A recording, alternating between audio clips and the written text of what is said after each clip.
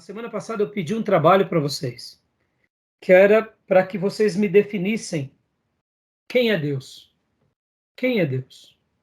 Me defina Deus. E pedi para que vocês, em uma folha, escrevessem e me enviassem na aula de hoje.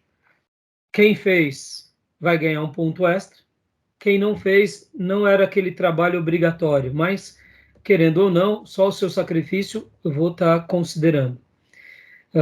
Então, agora eu quero ler 2 versículos que representam bastante uma dessas facetas pela qual Deus se revela a nós. O primeiro texto que eu quero ler com vocês é João 10, 14, e o segundo texto é o Salmo 23, 1. Nessas duas porções, João 10, 14 e Salmo 23, 1. Deus se revela para nós como pastor. Eu aprendi e eu sempre ensino que Jesus, ele amava ser chamado de pastor. Jesus, ele tem ele tem um tríplice ofício. Ele é rei, ele é profeta e ele é sumo sacerdote da ordem de Melquisedeque. Esses 3 ofícios de Jesus são ofícios de grandeza, de nobreza, e até mesmo de realeza. Mas ele não reivindicava ser chamado de rei, mesmo sendo rei. Sendo profeta, ele não é que ele desvalorizava, mas ele não fazia questão que o chamassem de profeta, e nem de sumo sacerdote. Mas ele amava ser chamado de pastor. Podem ver que aqui em João 10, 14, diz isso. Quem achou e quiser ler, pode ler para nós. João 10, 14. Eu sou o bom pastor, conheço as minhas ovelhas, e elas me conhecem. Aleluia. Leia para nós também, pastor Johnny, Salmo 23, 1. O Senhor é meu pastor, de nada terei falta. Glória a Deus. Jesus, fazendo uma autoafirmação sobre ele, ele diz que ele é pastor. E que não é um pastor qualquer. Ele é o bom pastor.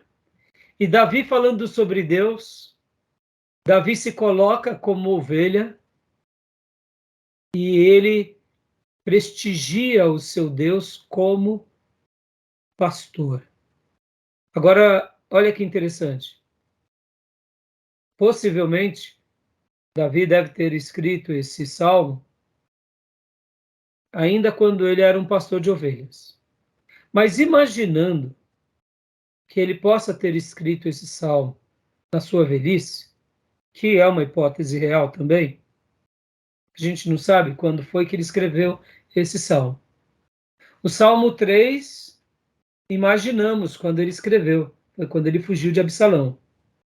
Possivelmente pelos tempos verbais, enquanto ele fugia. Possivelmente. O Salmo 23 nós não sabemos. Nós não temos uma pista. Mas sabemos que ele escreveu. Mas vamos imaginar pelo menos 2 cenários. O cenário enquanto ele era um pastor de ovelhas, pastoreando as ovelhas, e um outro cenário depois que ele se torna o pastor de Israel. Porque há uma diferença entre o antes da unção e o depois da unção. Antes da unção, ele era já um pastor, que ele já tinha libertado as ovelhas de um leão, de um urso, ele já tinha tido experiências, inclusive de poesia, de canções, porque quando chega-se a mensagem, Saul que era um músico e buscam Davi, ele já era um poeta, mesmo lá no pasto. Então ele já deveria ser um adorador exímio no pasto. Devia cantar, a unção dele devia banhar ali as pessoas que ouviam. Ele era diferente. Mas você há de convir comigo que há uma diferença entre você ser um adorador, que vive para Deus, e de repente vem o grande profeta da nação, na casa do seu pai, e olha e diz: você é o futuro rei de Israel. E derrama com o chifre cheio de azeite, e o azeite unge. Meu Deus, eu imagino que Davi, depois que ele recebeu aquela unção, ele fica naquela expectativa. Deus, como que isso tudo vai acontecer? Mas vamos imaginar dois cenários, antes dessa unção e depois. Quando eu falo depois, eu já imagino ele agora aqui, não só como soldado, mas ele já sendo aqui o rei de Israel. Consolidou-se essa experiência. Vamos imaginar que ele estivesse escrevendo agora como o rei de Israel, debaixo de tantas conquistas, ter vencido Golias, ter fugido de Saul, ter prevalecido sobre tudo, consegue se tornar o rei de Judá e depois o rei de todo Israel. E aí ele está escrevendo. Agora, nessa situação, eu acho que fica até mais lindo imaginar Davi escrevendo, porque ele vê Deus como supremo pastor. E ele poderia falar que ele era agora um leão, não uma ovelha, né? Porque ele conseguiu tantas coisas.